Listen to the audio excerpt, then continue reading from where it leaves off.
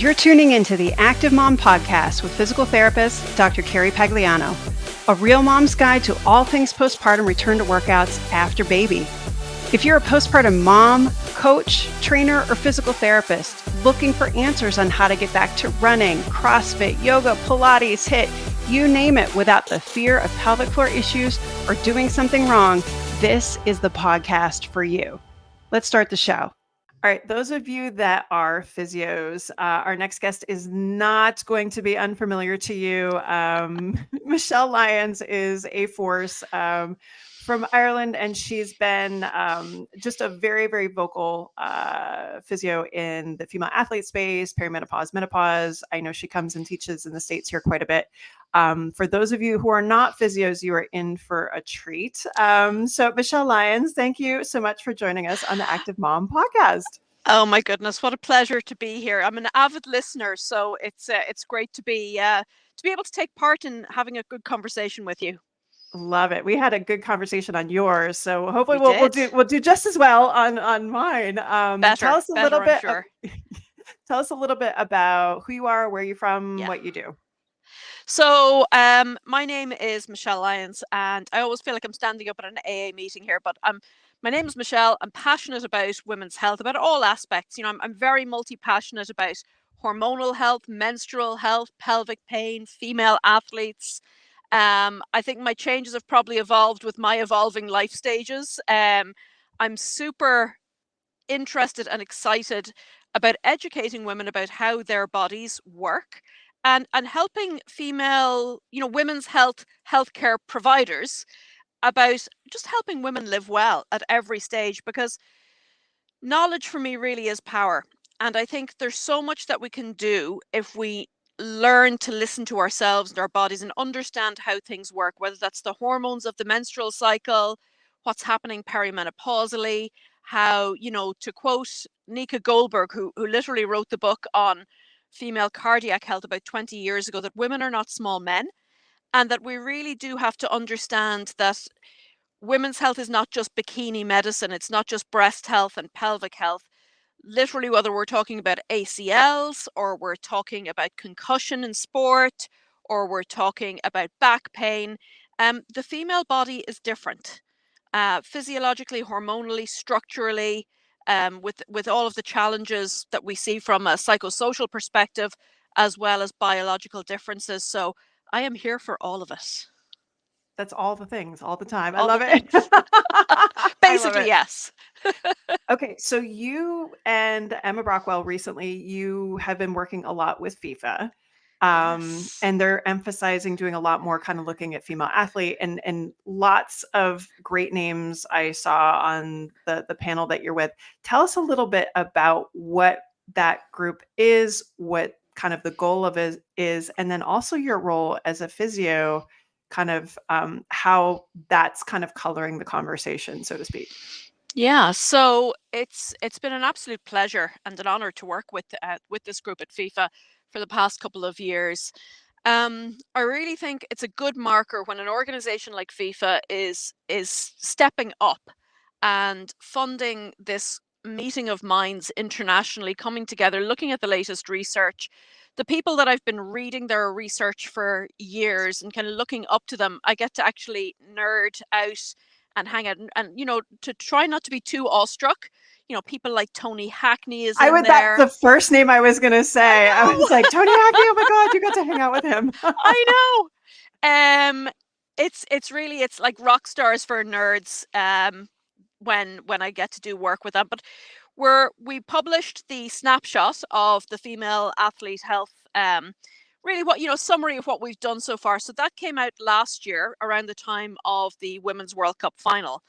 And we are gearing up now for the next cycle. And we've started working on developing some educational content that's going to be directed at athletes at every stage. So whether it's the young teen athlete, the kind of late adolescent to early adult athlete, the elite athlete, and then an integrated approach for the athlete support team. So whether that's coaches, physios, the medics that are involved as well, so that everybody has an insight into the reality of the female health needs that these athletes are experiencing.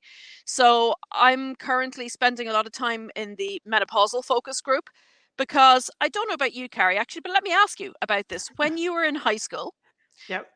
way back, for me, that's obviously in the primordial mists of time, but did you learn anything about menopause I'm when going you to were go taking hard pass. biology in high school? Yeah. No, hard No, pass. Hard same. pass. Same. Yep.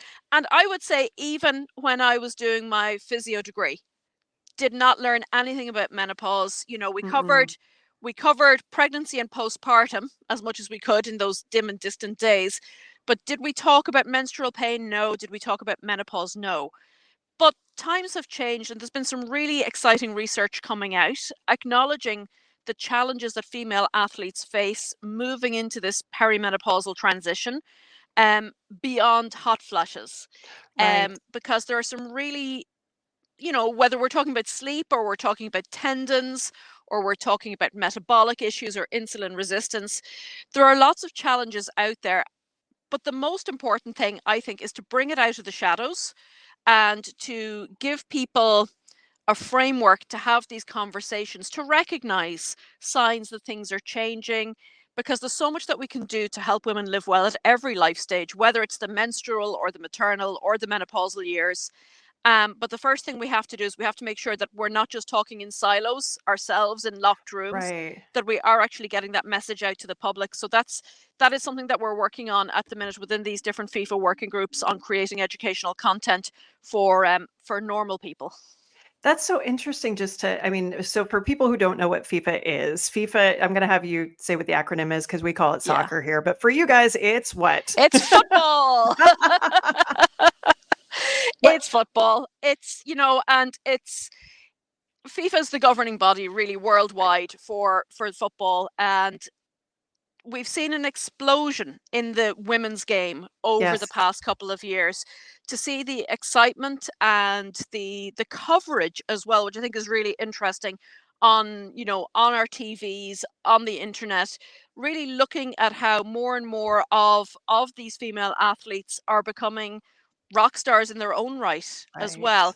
And to see the success that many different nations are achieving at the highest level. I mean, the US team has really dominated for Yeah. most of the past decade, um, and have taken their role, I think, as world leaders in football or soccer, but have also used their power for social justice as well, like getting equal pay with the men's team would be one Yep. example of that. So what I love about this project with FIFA is it's, yes, we're obviously going to be catering to the needs of these elite athletes at a national level, Hmm. but also making sure that we're looking after things at a grassroots level, getting women into the game and keeping them in the game the whole way through, Right. because we know that keeping women in sport becomes challenging during adolescence and also then kind of in that postpartum to perimenopausal transition as well. So we want to really look at the barriers that are out there and Hmm. then create an evidence-based approach to dealing with those barriers, because different does not mean deficient when it comes to Right. female athletes. It just means that we have to change our parameters of how we work with female athletes, Yeah. and it's for all sports, not just football or soccer. Right. But I think soccer is so interesting because at least here in the DC area, most kids, my kids do not play soccer at all. I never played it. It's not something I'm incredibly familiar with. But here, like that's kind of the gateway sport to for like little kids. And I think it's Mm, good news, bad news because you get these parents that played in high school and then they haven't touched it again and now they're like gung ho all about it. But I think it's a lovely opportunity to introduce kids to movement, but yeah. it also, you might have a mom who hasn't touched it since high school or college or, rec or something like that. And then they're coming back to it in this postpartum period, looking at it through all new eyes because they have this different body now. Yeah. And if you have a kid that's going to play, whether it's rec or up through, grade school, middle school, high school, that sort of thing, like you can really experience it with your kids, whether it's coaching or, kicking the ball around or that sort of thing. It's a very different experience, I think, than kind of just, as a kid or whatnot. What do you see as far as like how to leverage the sport period to start having some of these conversations?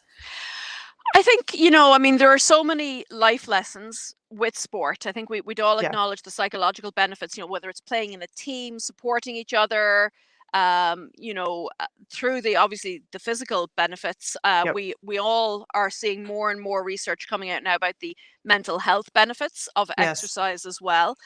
But what I love to see, and again, this is just slightly outside of soccer. In Ireland, we have a sport called Gaelic football, which is Yes. kind of like a cross between soccer and rugby.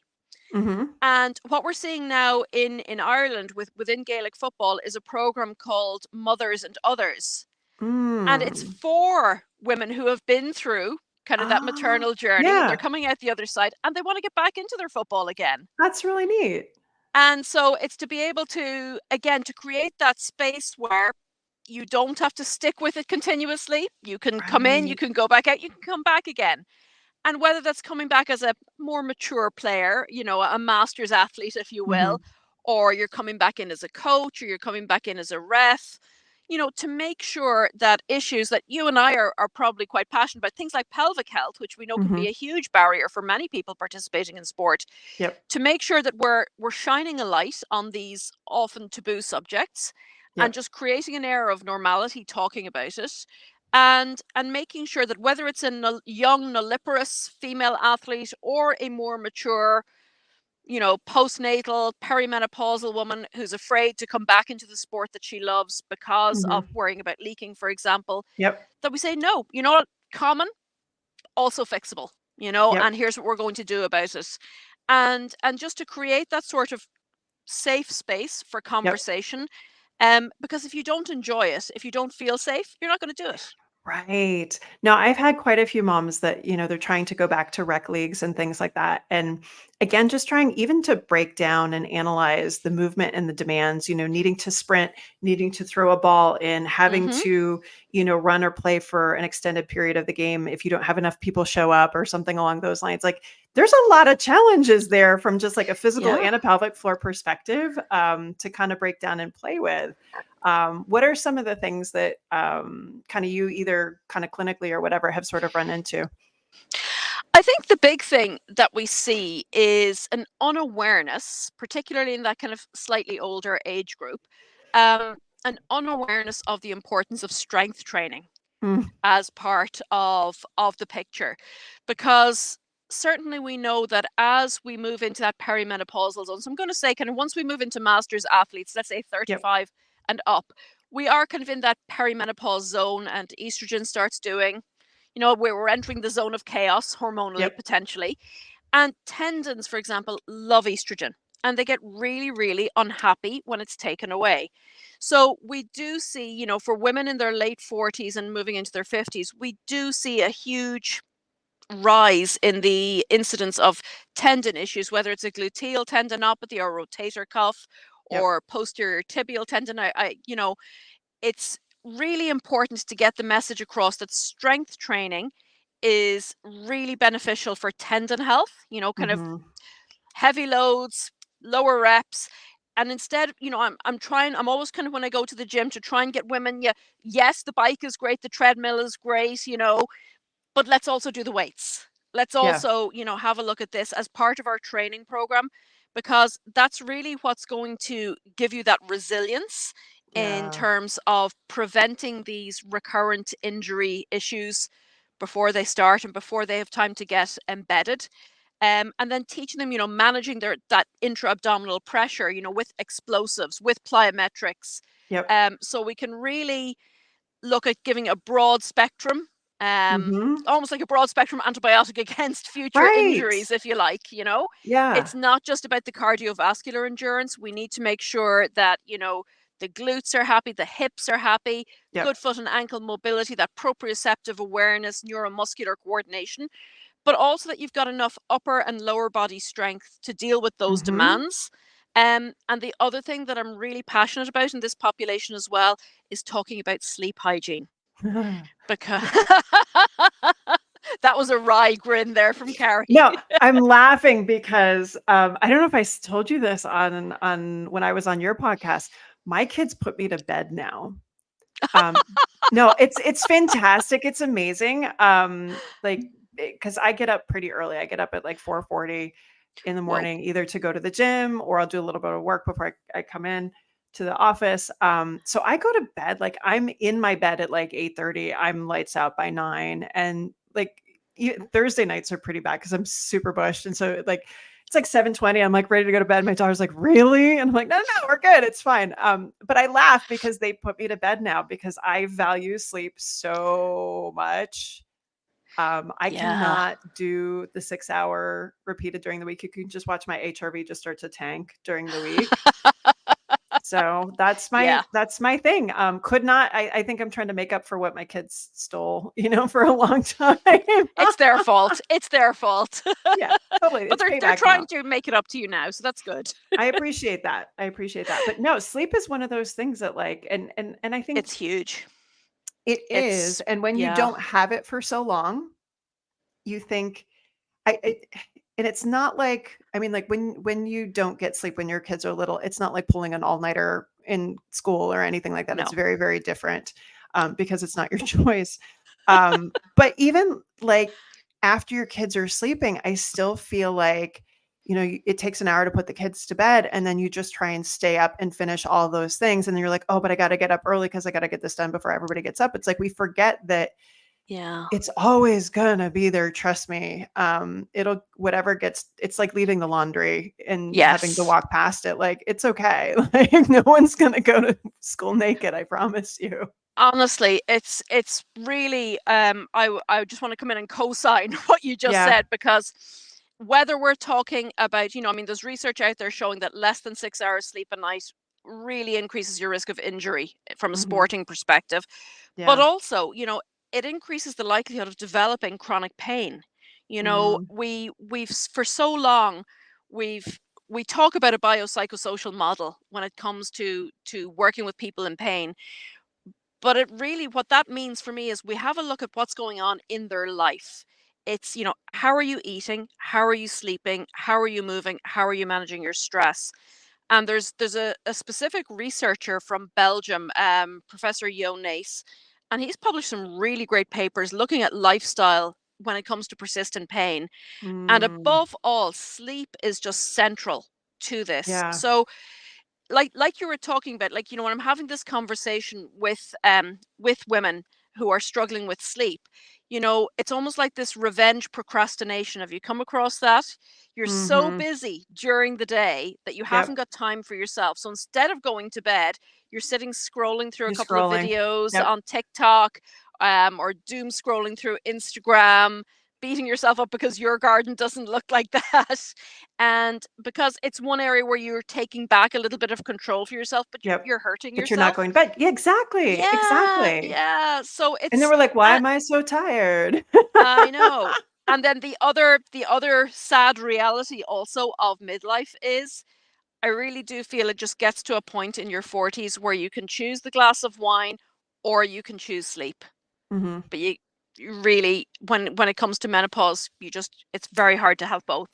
That's So the alcohol is other. a big sleep Yeah. thief. Well, and I'm thinking of a couple things that you said there. One was kind of like the aches and pains that come with a hormone shift. The Mm, other is like we if we're not strengthening the way we should, then we're not feeling great. We're not getting sleep. We're not feeling great. We scroll. We have I hate the mommy wine culture, by the way. mm. Um, and all of that adds up. And then our excuse is like, this is just what it feels like in your 40s. Right. And Yeah. like, "Oh, I'm just getting older." And I'm like, No. I tell people, I'm like, "No, I feel good, thanks. Yeah, I have a couple little, like, it's a little slow in the morning. It takes me a minute to kinda warm up a little bit, but, like, Yeah. no, I kinda feel good." Yeah.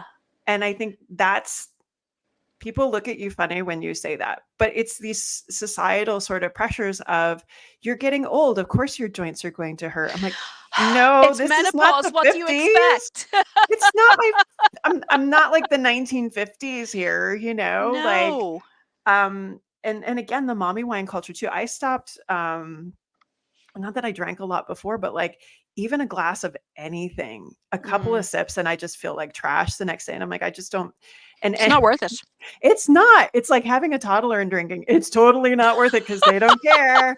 It's just a different version of that. I'm like, I Yeah. want to get up. I want to do the things. I don't want to feel like trash for another day and have my HRV in the toilet. Like I don't. It's really it's not because, we've all been there when you don't sleep well, Yeah. you know, physically but also mentally. Mhm. It's just disastrous.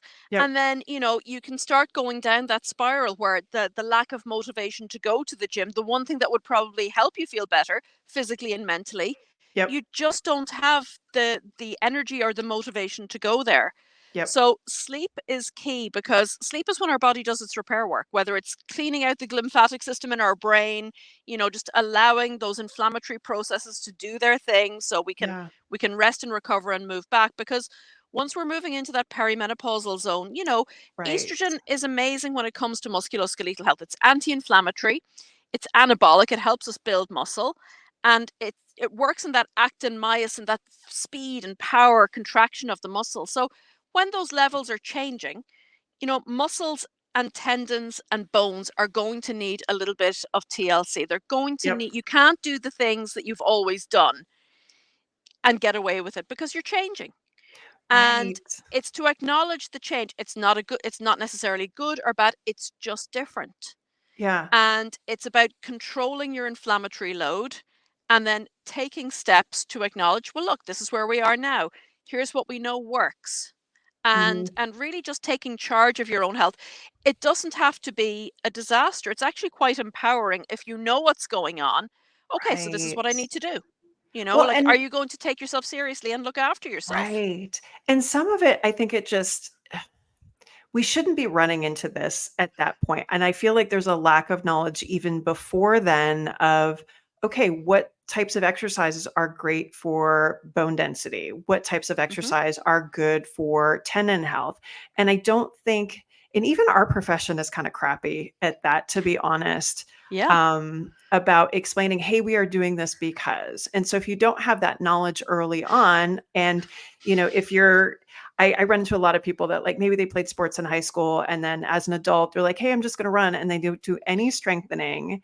Hmm. And then I'm like, hey, I need you to do an active warm up. So let's do some drills in there. So you're getting a little agility stuff. And they're like, well, I never used to do that stuff. And I'm like, yeah, and you're paying for it now.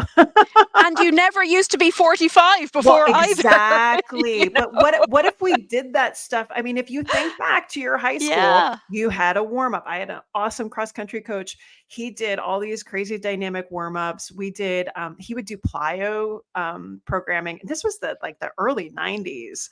Cool. And he was doing plyos with us as high schoolers for cross country running and just all this extra stuff that like, gee, we should have kept going with that. Like, Who knew? right? He did. But well, yeah. I mean, and I think that it's a really important message though, isn't it, Carrie? Like Yeah. it's just different. It's neither good nor Mhm. bad, and Yeah. the thing is we do have the evidence out there about what works. Right. There was a paper that came out I think in 2022, and when we're prescribing, let's say, exercise strategies for bone health, like Mhm. the three watchwords are strong, steady, and straight. Right. So strength training, your balance training, and then postural awareness as well. Yep. And of course, in the postural awareness, because posture kind of became a bad word in our profession for a while. Yeah. And we're starting to see kind of hopefully a little bit of a middle ground resolution with that. But Mhm. things like that, just remember strong, steady, straight. Yeah. It doesn't have to be super complicated, but Right. it's to make sure that we do have strength training. For me is kind of the non-negotiable part of Mhm. all of this. Um, yes, obviously, if you're at risk of a fall, get the steady sorted out as well. Get your Right. balance work in, but getting those strength training messages through that, Yep. and again, like the things that I hear, well, I don't want to bulk up. It's like, oh, You're you're not not gonna. going to. Don't worry. Do not worry. If you're in Yeah. menopause, I guarantee you, you are not going to bulk up with strength training, Right. Right. no matter how hard you try. But what it will do is it will improve your metabolic health, it will improve your mental health, it will improve your musculoskeletal health. It's going to really kind of, touch all those marks. It's going to improve your insulin resistance. Because again, with a lot of the athletes, particularly, who are doing what they've always done, and Right. now they're postnatal and maybe they're perimenopausal as well, and now suddenly they've got a tummy where they never had one before. Right. And it's like, well, yeah, I mean, because estrogen and insulin resistance, and then a little bit of stress and a little bit of sleep deprivation, Yep. um, it's all going to come together. But it's okay. We have a plan. Don't panic. Yeah. And that's Yeah. really the message, isn't it? Like a little bit of knowledge and just kind of calming the nervous system down and Yep. saying, yeah, here's what's happening, Yep. but here's our workaround. Whether or not that includes hormone therapy or not, and Right. there's some research coming out now that hormone therapy can be beneficial for tendon health, Yep. obviously for bone health. We know it's a major component of preventing osteoporosis, but it's not a magic bullet by itself. I Hmm. kind of think of it like a gateway drug. It's going to kind of calm things down, but you also do have to do the work to capitalize Right. on those gains. Yeah. No, I think that's one of the hardest things, especially if you're kind of new to all of this. Not only Mm, in the postpartum, but the peri is like you have this huge like smorgasbord in front of you of all these things, and it can be incredibly overwhelming. And sometimes we get overwhelmed and do nothing, or you just resort back to, okay, well, this is what I've always done. yeah, And really, it needs to be okay, am I in this moment? What are generally the needs for the stage that I'm at? Also, what are my own individual deficits that might need a yeah. little bit of support there too? And I think for me, that's been a way to simplify it and not make it Mm, so much. Because otherwise, you're like, I don't have enough hours in the day. I just want to go for a run or play soccer or do whatever, and hang with my kids. I don't have time to do plyo, have a plyo day and a strength day and this day and that day. And like, yeah, it can be just a couple exercises. It doesn't have to mean you do like, or, in a hit session, if you're hitting a couple of different boxes, yeah, like you can bang that stuff out pretty easy. But again, like keep it simple with what the demands are for the season right now. And then if yeah. there's anything else for you specifically, I think that can make a big difference. Otherwise, it's a lot. It's a It lot. it it can be a lot, but I would say the corollary to what you've just said is Mhm. you also deserve to be on your list of things to do. That's fair. That's And fair. I think sometimes that's the barrier, like Mhm. that's the blockage is that I'm too busy to do this. Well, then Right. are you though? Like because if you don't, I mean, it's a cliche for a reason, but if you don't fill your own cup first, Yeah. you eventually will get to a point where you are doing everything with resentment and you're probably picking up an injury or two as well, you know? Yeah. And that's not good mentally or physically. So I, I love the analogy and I don't know who to give credit to this for, but we talk about filling your own cup first. Right. But I actually like to think about a cup and a saucer, and Mhm. you fill the cup so much that it overflows into the saucer, Mm. and the saucer is for everybody else. They get the Ah, overflow I gotcha. Yep. after you've done you. So looking after yourself physically is a Yep. great way of looking after yourself mentally. So you're not doing it as a punishment, Mhm. as, retribution for eating the ice cream or having a nice dinner. You're Right. doing it because you're nurturing yourself, you're taking care Mhm. of yourself. And, that's why I'm a big fan of doing things in the morning because then it's done Yes. for the day. Don't leave your Yeah. workout till the evening time. And yeah, you might need, I'm not saying that everybody needs to get up at 4:40 because I like my sleep. But I'm just saying, is there a way to Yeah. to schedule it so then it's done for the day? Yeah. And like we're saying with hit training, 7 minutes has been shown to be effective. Right. And you can make anything into a hit activity. If you've got a set of stairs, you could Mhm. do jumping jacks, you could do air squats. So it's about being creative with your current life stage, Mhm. acknowledging realities, but also embracing science, Yeah, embracing the exactly. research that's out there. You don't have to go, I mean, you can if you want to go on an hour long run, if that's your jam for your mental health, Mhm. absolutely have at it. But from a health promoting perspective, how could we sneak in, a couple of movement snacks during the day? Right. So let's take the goal and then reverse engineer it into bite Yep. sized pieces. Yep. So you look at it as a reward, as a way of just acknowledging and taking care of yourself, not punishing. Yeah. And I think being very specific when you reverse engineer that, where Mm. it goes, what it looks like, make it as brainless as possible, like a little planning ahead of time. Mm-hmm. I do that a lot with patients where you'll give them something and then the next week they're like, oh, I didn't get to it.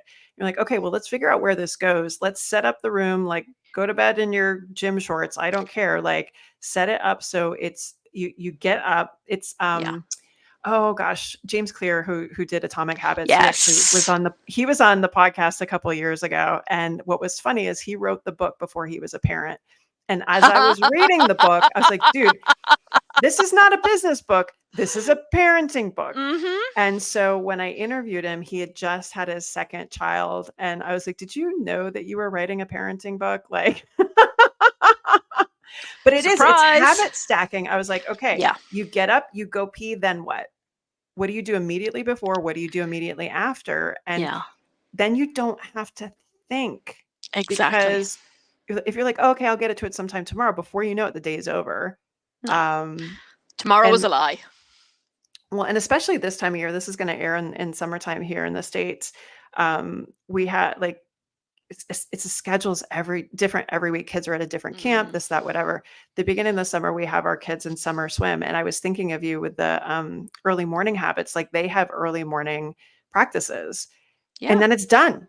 It's done. Yeah. I was like, you've done something today. So if somehow I lose the fight and you're on video games the rest of the day, you've done something today. We have checked that box. I have done my motherly duty.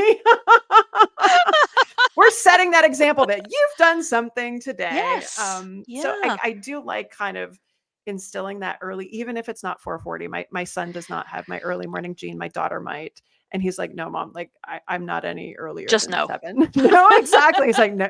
Well, I don't even get no. I get a glare. Okay. Okay. But to kind of just to back up what you were saying about, maybe patients coming in to see you and you ask them, how their home program went. Oh, I Yeah. didn't get to it. So for me, what absolutely changed the game, because I used to really take that personally. It's like, but Hmm. why? Why didn't you do it? So I did a postgrad in health coaching. Ooh. And so that really rocked my world in a very challenging way for me personally because, not only am I a physio, I'm also an eldest daughter. So like, we are the fixers. We like to tell people what to do and we get a little bit perturbed if people do not do as they are told.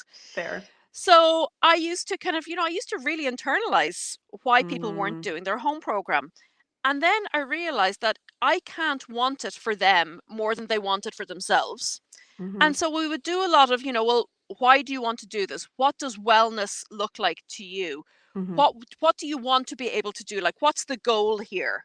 And Mm-hmm. moving beyond, oh, I want less pain. So okay, that's great, but specifically, what do you want to be able to do? And how confident are you that we're going to be able to do this? Right. And what do you think you need to do to get there? And so Yeah. instead of it being that kind of power differential between physio and patient or Mm-hmm. physio and client, whatever the language is that we like to use, it's okay. So I will walk alongside you. Mm-hmm. I have the knowledge. You Mm-hmm. have to bring the motivation. I can't Yep. do it for you. And that for me absolutely changed things because I found if I explain things well, Mm-hmm. people got the why. And Yeah. then together we could figure out the how. Yeah. But you're right. And It yeah, has to be that internal motivation. yes. The other thing that I will try and figure out too is be like, okay, well, what were the barriers that you felt were there? And Yes. sometimes it's just understanding and in the rear view, I can very much see this with my oldest. It took like 40 minutes to get him to go down for a 20-minute disaster nap. So and when oh, it's funny now because he's 13 and he sleeps 12 hours on a Friday night. And I was like, where's that from? Um, Payback's very late. But I, in my head, was like, well, I can only do this yoga video if I can do it straight through. And I think it was like a 30-minute yoga video. And I could not find the flexibility in myself to Mm. do things Ironically, well, for right. yoga. Now, my husband would say, no, this makes total sense. You're not flexible at all. And a lot, and physically, mentally, whatever.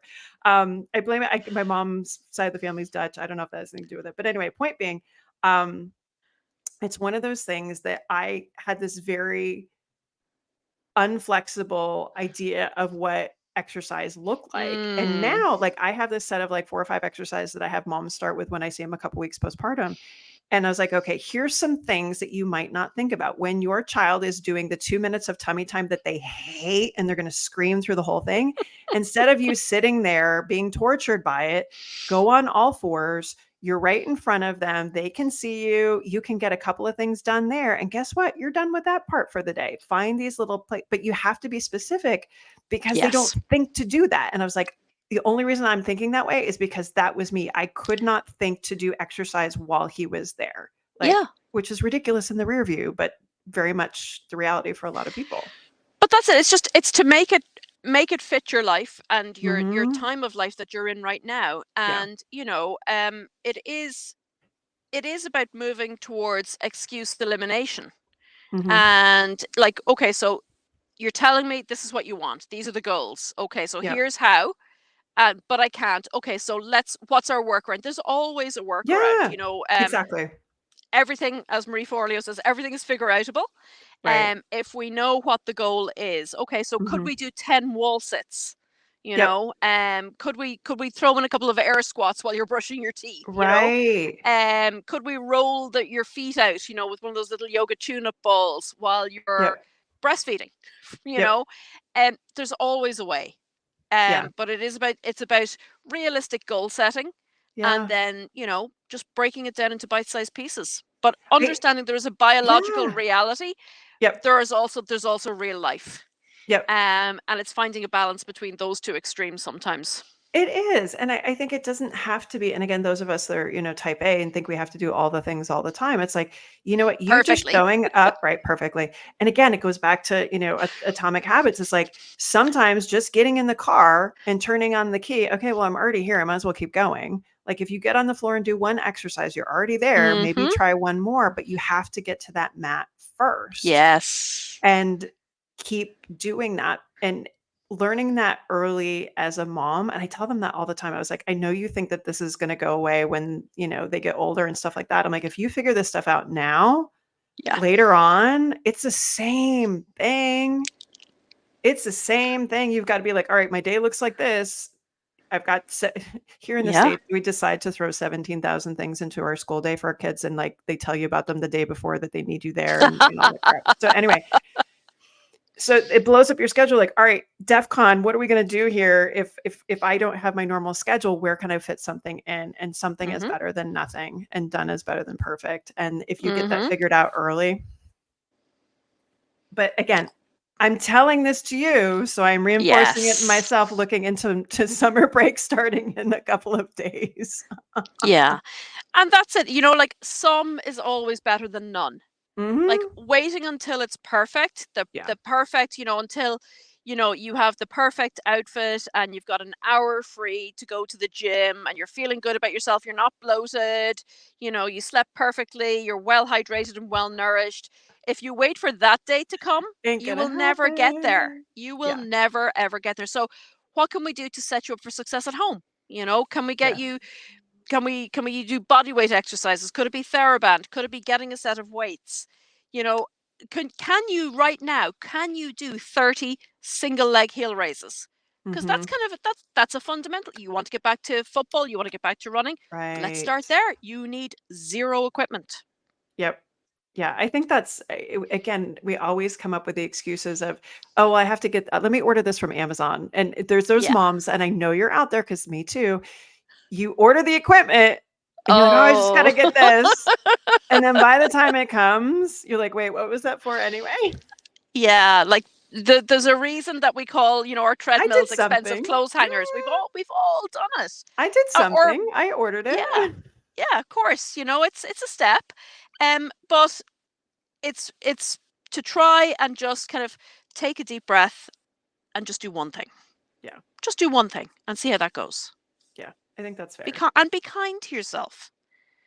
And putting off exercise is not being kind to yourself. So like one of the things that I kind of with some of the coaching is like, okay, so what decision would a healthy person make here? And, okay, what would be a step towards you becoming a healthy person?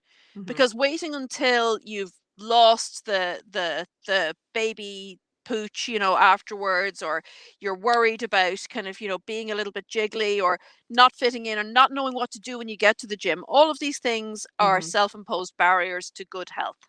Okay, so Yeah. what could you do right now? And it might be going out to the car for 5 minutes and just Hmm. doing some deep breathing. That might be it for today, but it's Yeah. also then at the end of that, could we make a plan? Could we the next day, could we go for a walk? Hmm. Could we do some of those single leg heel raises? Again, Yeah. no equipment, do them at the kitchen sink, do them after you've brushed your teeth. And it's baby steps Yeah. just towards kind of making peace with your body where it is now, Hmm. and being kind to yourself. And sometimes just going to do the exercise is the kind choice, not sitting on the couch with the Netflix and the glass of Right. rosé. That's Yeah. not a kind choice. Yeah.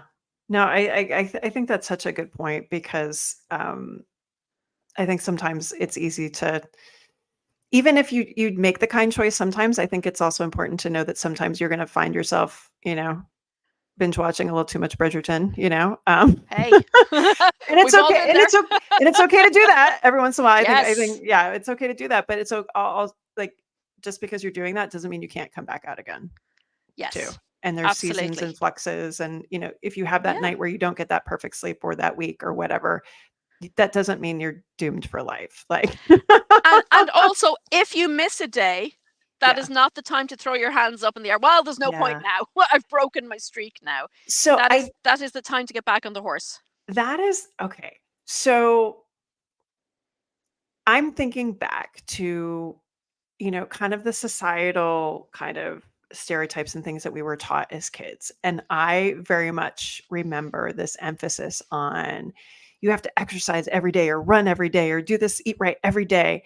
And I as any young girl in the 80s did, had a cute little pink journal, and be like, I'm going to write my journal every day. And the second you and of course you talked about, I'm going to lose weight and look great, because again it was the 80s. Mm-hmm. And you would do that for like 3 days after New Mm-hmm. Year's, and then of course it would like die very quickly, and then you're just like, oh, and then I can't do it again. And it's just like, Yeah. some of that stuff I still see carried through, especially in women of our vintage, that like we Yes. were raised with that, and that's it's buried deep in our blood, even though our brains know better. Yeah. And I see it at the gym. So I go to, it's not a CrossFit gym, but it's basically that style of gym. And there's women that are my vintage that go 5-6 days a week, and I'm Mm-hmm. like, I don't know how you do that. It's really intense. Mm. Should you vary this up a little bit? But again, it's that thing. If I don't go do that every day, Yeah. and they're not getting enough rest, there's almost kind of that opposite side of what we were talking about, of they're Yeah. almost doing too much. And they're like, if I miss a day, then this is going to be bad. Do you see kind of, I feel like we kind of went to the opposite side of the problem Absolutely. here. I think reds is still a thing, when you're in that, postnatal perimenopausal zone. Like, postnatal recovery is a danger time for Right. reds, that relative energy deficiency, because, Right. especially let's say on athletes who are used to looking a certain way, maybe for their sport, Hmm. there is a lot of pressure to get back to their pre-pregnancy physique. Yeah.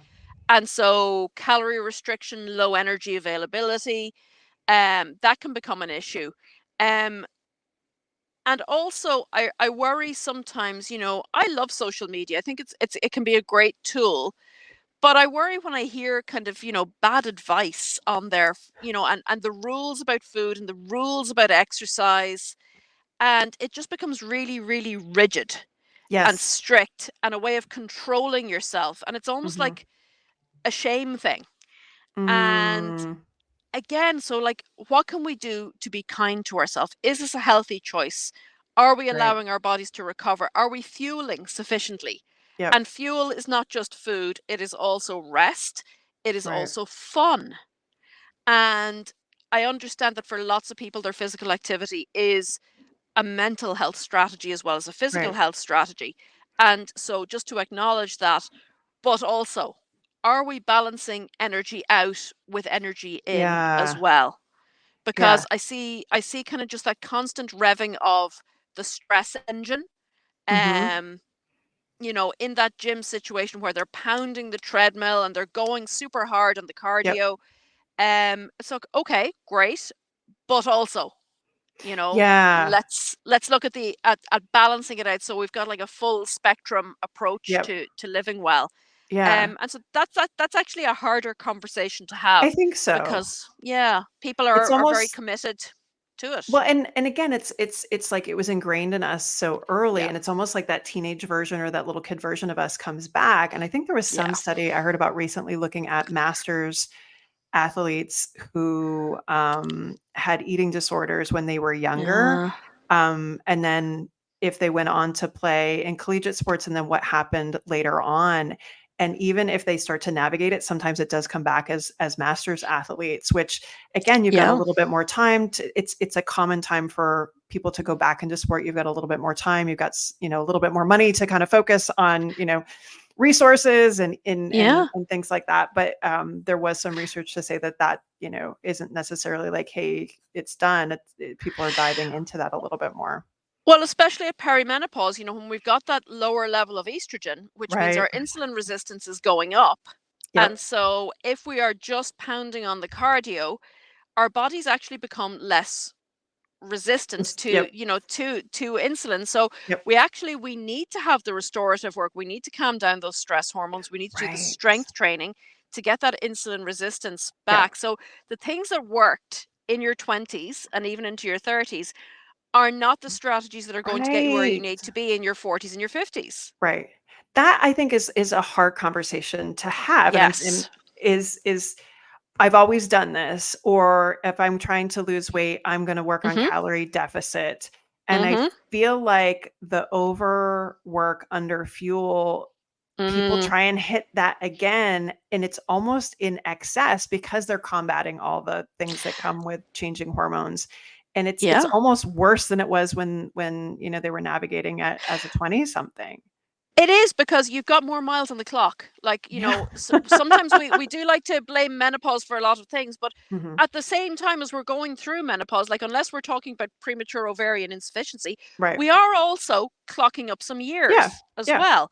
Yep. And I think the things that, like I said, the things that worked in the 20s and 30s are not what's going to work now. No. But if we are working from a place of low energy availability because we are severely calorie restricting, Yep. what can actually happen is we start picking up these recurrent injuries and infections.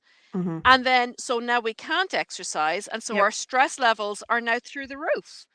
Right. And we're reducing and reducing and reducing what we're taking in, and we're still not losing the Right. weight. And so we get stuck, and that can be catastrophic for some folks' mental health. And I would say, particularly for elite athletes who have Mm. to kind of maybe acknowledge that they are not 23 anymore. And so, what can we do to ease that transition? Mhm. Again, the strength training conversation becomes really important. And energy in, energy out, and giving people the fuel to build. And Mhm. just, depending on the person that you're talking to, just showing them the science Right. behind how to manage insulin resistance, how sleep Right. is super important Yeah. for weight management at menopause, and how Yep. we've got to start lifting those weights. Yep. It's non-negotiable really at this stage, but to do it in a way that's kind and safe for them to Yeah. have this conversation, and also to acknowledge that, particularly if they do have that history of an eating disorder, of something like REDS in their background, to understand that these are also people who are at a higher risk for developing urinary incontinence as well. Yeah. Like, we now have that on the official REDS diagram as a Right. I feature, noticed that. Yep. which is fantastic because we're acknowledging, something that we've known kind of clinically for a long time. And so, even to create a space for having that conversation, because Jody Dakich did that study a couple of years ago now, that for 1 in 2 women, pelvic health concerns are a barrier to exercise. Mhm. Like, and if we also acknowledge in the same breath that cardiovascular disease is the biggest killer of women worldwide, Mm. and then we also recognize that when we lose estrogen at menopause, if we're not going down a hormone therapy route, um, then our hearts become just that little bit more needy of a Hmm. bit of care and attention. And there's still such a huge amount of misinformation and fear about hormone therapy. So again, Right. thank you again, WHI from 20 Right. years ago. We're still having these conversations. Yeah. So whether or not you're using hormone therapy, lifestyle changes have to be adapted and adopted into the system here, because again, you're not in your 20s anymore. You are a Hmm. healthy, strong perimenopausal woman, and we want to make sure that not only do you have a good quality of life, but also, to be blunt, that you have a good quantity of life ahead of you as well. So Right. we're tackling things like heart health and brain health and bone health, Hmm. because all of these issues, they're easier to prevent problems with than they are to deal with those problems once they Right. once they've kicked in. Yeah. What I was thinking about when you were talking is how do we inject this sooner? Yeah, Because I feel like certain things get like, oh, we're not going to talk about bones until you're old, or we're not going to talk about pelvic floor until you're having babies. Like they get compartmentalized. It's like, how yeah. do we? And I'm cracking up because my daughter had her family life lecture in fifth grade yesterday, and she came home, and I was like, "Well, how was it?" She's like, "It was disgusting," and it was the boys and girls together. And I'll get more this afternoon, but she's like, "We talked about periods and girl parts and boy parts," and she knows more than the average person, but she's like, "It Yeah, was gross." And I was like, "Oh my God, really?" Like everything I taught you and you still think it's gross. But how do we start to introduce these things other than like, trying to be yeah, that example so that they realize that the more that they know early in a very, age appropriate way, like we yeah. don't have That's these the like key. stigmas, Yeah. you know? So I think education without it being gross is the key. I'll And work on maybe we that. can I bring got to your figure daughter on board as a consultant out. here, and just run some things by her and Right? get her feedback, because honestly, like she's the target audience. Yeah. So talking about menstrual health all the way through to menopausal health Yep. when girls are moving through adolescence, I think is vital. Yeah. And certainly, that would be from a normal person perspective, but from a healthcare perspective, are we looking at the hormonal influences, for example, Mhm. on orthopedics, on Right. sports medicine? If I see one more paper telling me that females have 6 times more ACL injuries than male athletes, like, great, but okay, we acknowledge there's a problem. Let's fix it now. I Okay, because know. it's It's kind of like they it's beat not that to just death. sex, it's a gendered issue as well, and girls having access to early neuromuscular programming. Right. And Right. but whether it's heart health or ortho or sports or pelvic health, we have to acknowledge that there are certain female specific characteristics and aspects of Right. managing these issues. And I think to get that filtering through into whether it's high school biology or PT school or medical school, that again, female and male biologies are different. Mhm. Well, And we just acknowledging that, and acknowledging the importance and the influence of the different stages of the yeah. female life cycle. Yeah. And to understand, I mean, honestly, and I say this with compassion, but I get questions in either groups or in my DMs or emails regularly. I have a patient who's on her cycle and she's experiencing this. And I'm going, so what part of her cycle is she experiencing it on? Her period. I'm going, okay, so you remember that the period is just one small part of the menstrual There's a cycle. whole cycle. Yeah. Yeah. And just even to understand, what's happening hormonally, we Mhm. don't, I mean, there's some amazing researchers out there, people like Kirsty Elliott Sale Yep. and Kerry McGauley and, Kelly McNulty, looking at how we can't say that every athlete needs to do kind of this periodized training. You do this in your follicular phase, you do this in your luteal phase. But what we do know is that there's huge value in each person Mhm. tracking their own cycle Right. and knowing yourself, Yep. and that's why I'm kind of obsessive about it. Like, if you're having painful periods, all through adolescence and into your 20s. One of the most valuable things you can do before you go see your doctor Yep. is to track it for 3 months. Yep. Let's look for some patterns here. So you can have Yeah. this personalized data going to your doctor Hmm. and then say, look, here's what's happening. I'm having really debilitating pain day 1 and day 2.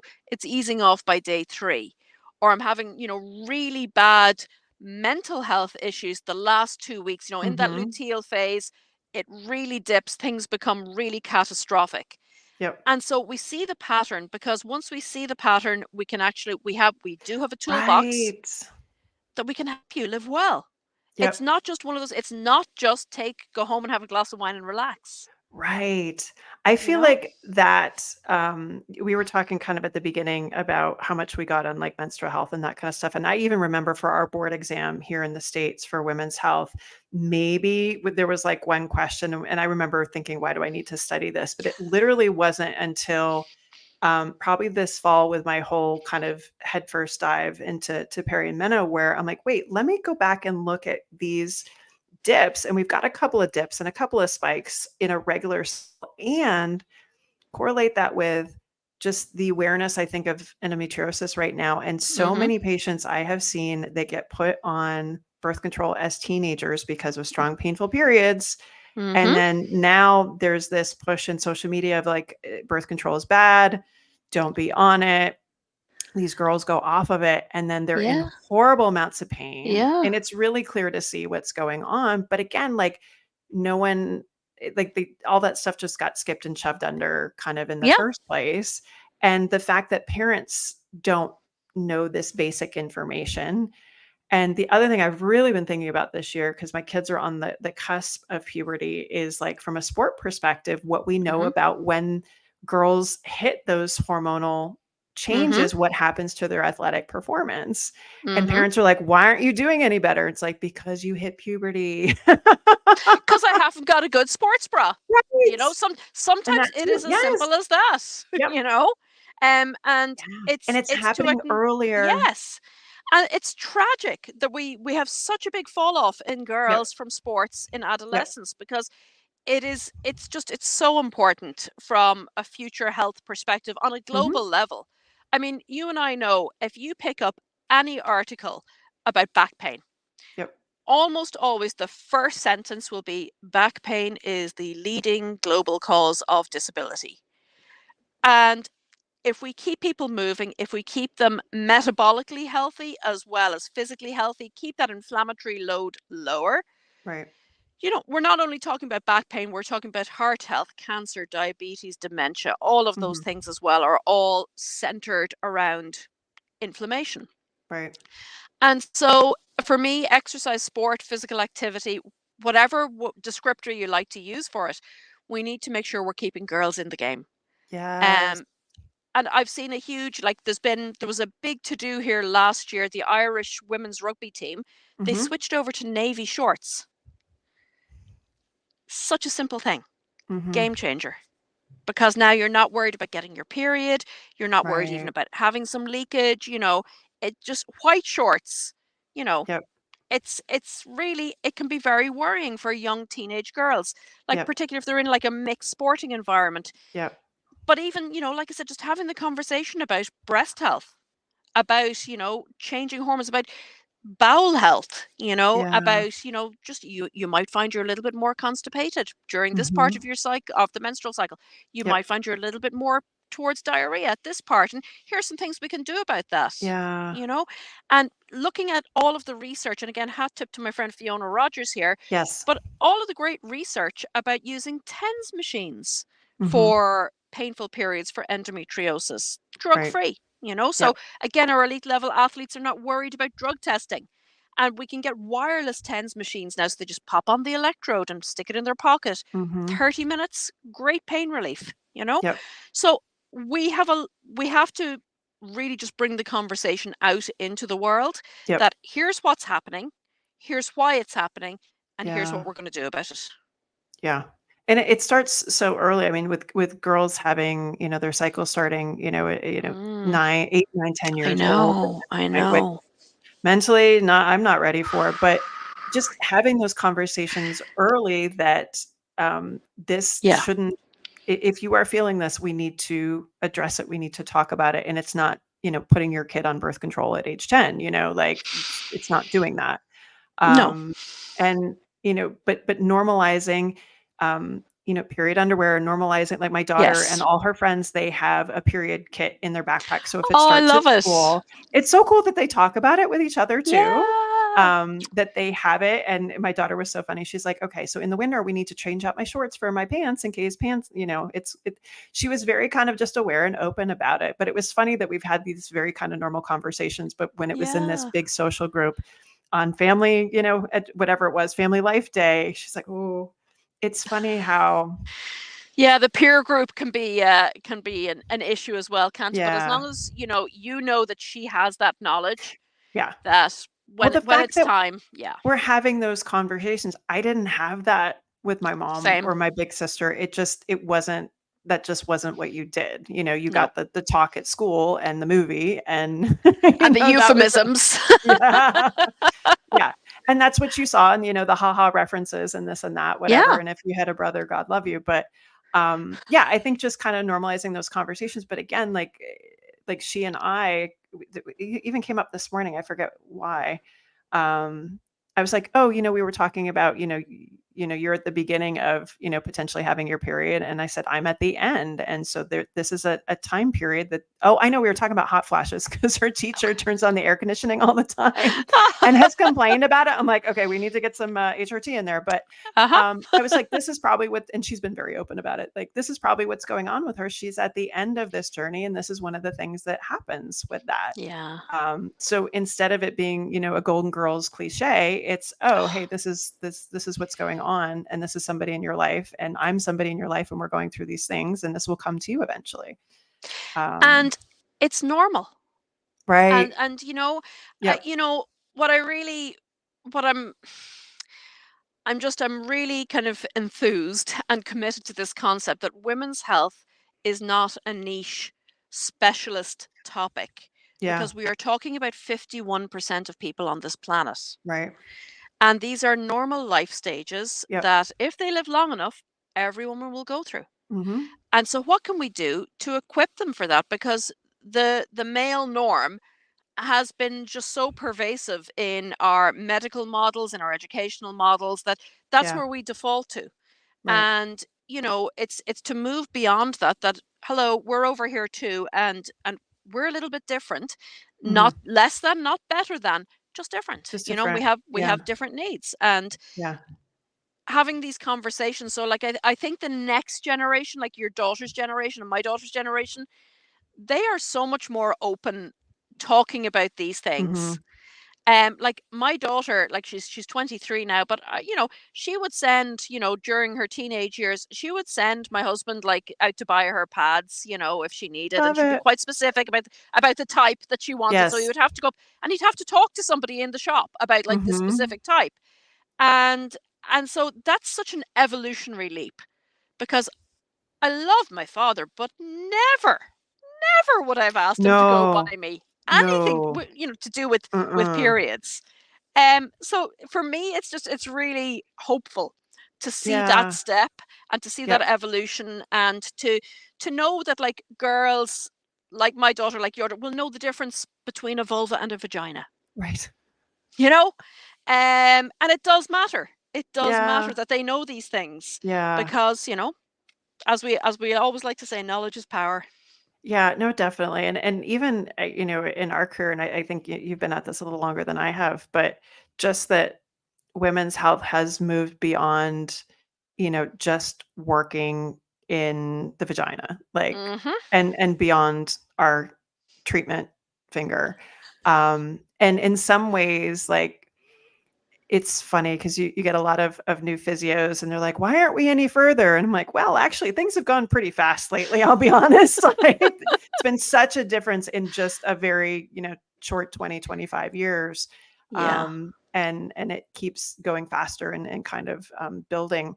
But the fact that, we're having these conversations in physio schools and it's across the board, and Mhm. It's not just this like hyper niche that's off in a corner, I think is just so cool. We get to do all the things and have a hand in a little bit of everything. Sometimes literally. Yeah, literally. But I suppose, like, to kind of, to build on that, it's to remember as well that there is a whole person attached to that vagina. Very much. Yeah. And, Yep. there's a whole lot going on there. Mhm. You know, socioculturally, yes, but just even, hormonally, Mhm. physiologically, anatomically, structurally. And we Mhm. have to acknowledge, those realities as well. And just to know, like, would you be able to tell if a person was coming into you? Would you be able to recognize the signs of PCOS? Right. Because it's the most common endocrine issue Yep. affecting females worldwide. Would Yep. you recognize the signs of endometriosis? Yep. Could you list, let's say, 20 of the 35 recognized signs of menopause? You know, and Yeah. just different things like that. And just to, Yeah. could you explain the menstrual cycle? Yep.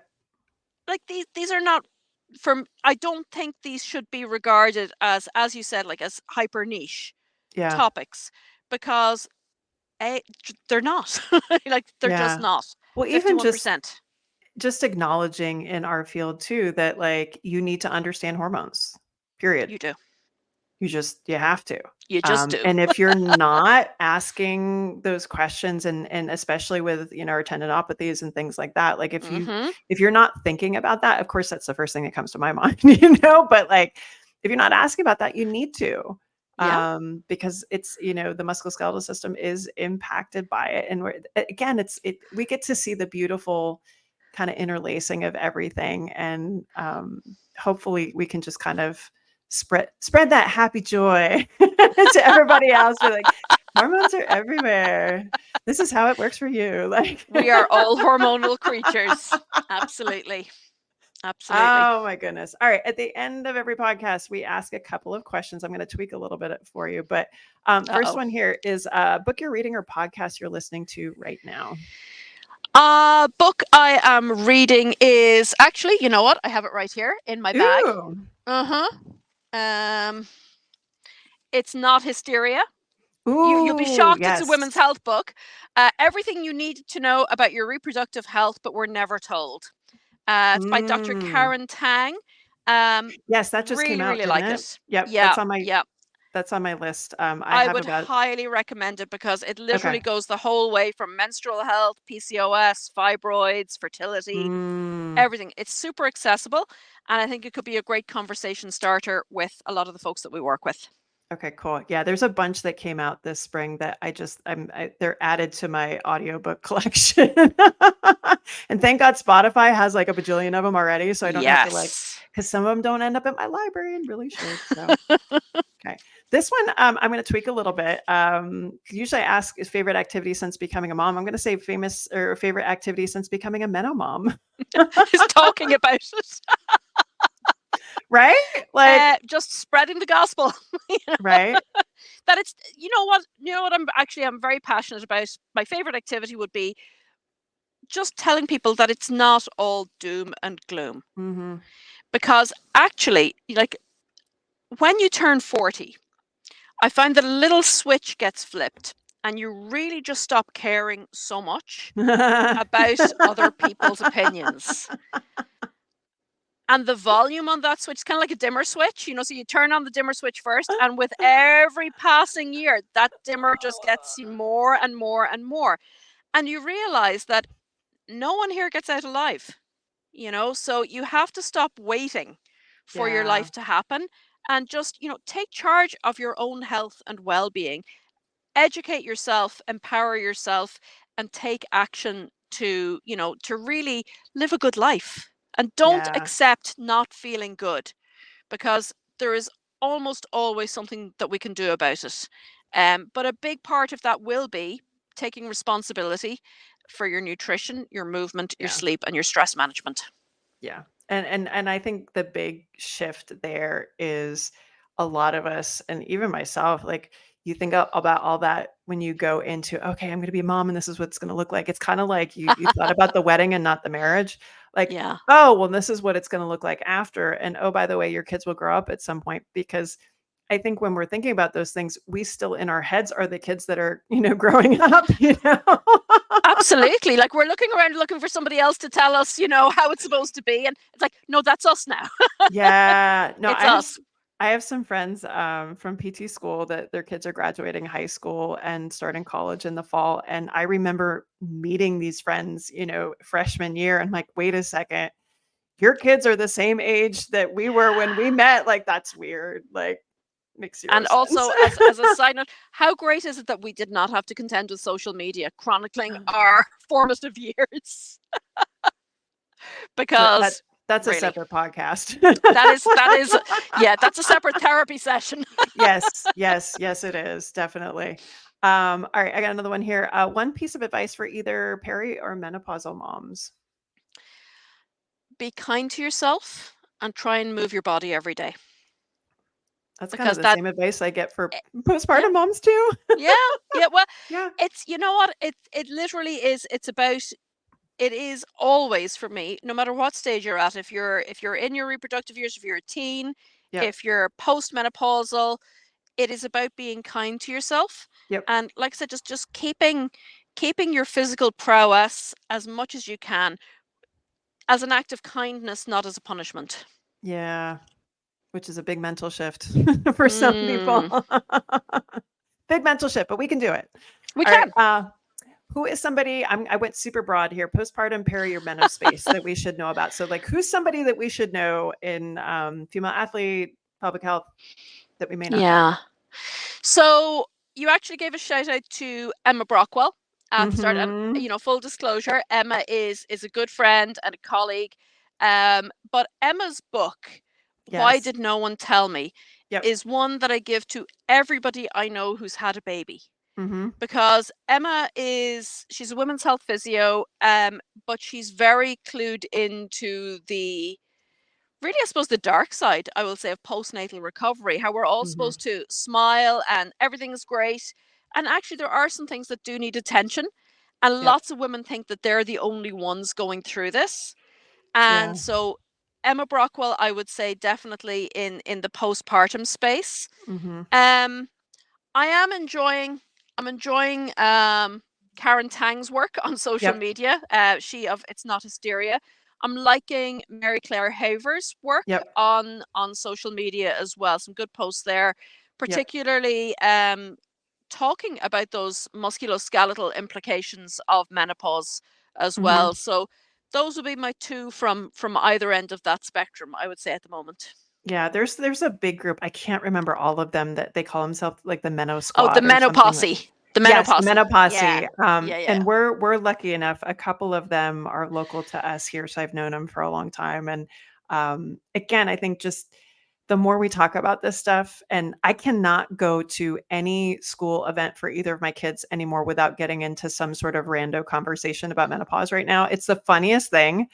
Um, I was talking to a mom at the pool the other night, and we started down that road, and we're trying to be quiet, and she's like, something about, my period wasn't working. I was like, me, October. And she's like, what?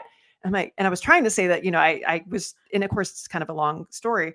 And she's like, you're pregnant? I'm like, no, I'm not pregnant. I'm like, October is when I went into menopause. I ain't like, okay. And I was like, this is the conversation we need to have out loud, because no, I am not pregnant. The exact opposite of that. So, but then we had a lovely conversation about all the other things and testosterone and fun things. But anyway, Nice. it's a good conversation. But some of those names are fantastic on social for sure. Yeah. Okay. Yeah. And then last one here. What does it mean to you to be an active mom? It means taking charge of my own health and taking Mm, responsibility for my own health as well. Because you know what? I am a big fan of hormone therapy. It's a game changer for many of mm-hmm. us. But it's not a band-aid. You also still have to do the work. You have Yep. to show up. Yep. You have to make good choices, because that is a part of self-care. Self-care is not bubble baths and a glass of wine. Self-care is showing up for yourself every day. And all of the little choices, 5 minutes of exercise is better than Yep. 0 minutes of exercise. And if Yeah. that's all you get done in a day, that's fine. You pick yourself up and you get back to it tomorrow. And for me, exercise really, cardio, strength, flexibility, balance, but also restorative. Yeah. I do love a little bit of restorative yoga. Yep. Like Yes. I have been known, when sometimes things are getting a little frazzly, people that I live with that I may or may not have given birth to, have often told me to go and shavas myself, like just go do a shavasana. Go We can't deal with shavas you right yourself. now. Just go shavas yourself. You know that needs to go on a t-shirt, right, Michelle? If you know, you know. I think we're just going to drop the mic right there because I can't beat that. So if you want to go shavas yourself, or you want to find out more about Michelle, if you're a physio, she's got some amazing courses. If you're not a physio and just want to check out her content, you can find her on Instagram, Michelle Lyons _Celebrity, and you can find her podcast. I'm going to get the whole name wrong. Tell me the full name of the podcast. Celebrate Muliebrity with Michelle Lyons. And you say it in a much, it's not we don't have it as a word. When you say it, it sounds fantastic and magical. Go listen to that too. So Michelle, go shavas yourself. Thank you so much for being on the podcast and having some of these conversations. Thanks, Carrie. Did you enjoy the podcast? If so, leave us a 5-star review on iTunes and tell a friend to do the same. Are you a postpartum mom or postpartum pro wanting to know more about getting back to running after baby? Check out all my free goodies on carriepagliano.com. This podcast represents the opinions of Dr. Carrie Pagliano and her guests to the show. The content should not be taken as medical advice and is for entertainment purposes only. Always consult your healthcare professional for any medical questions.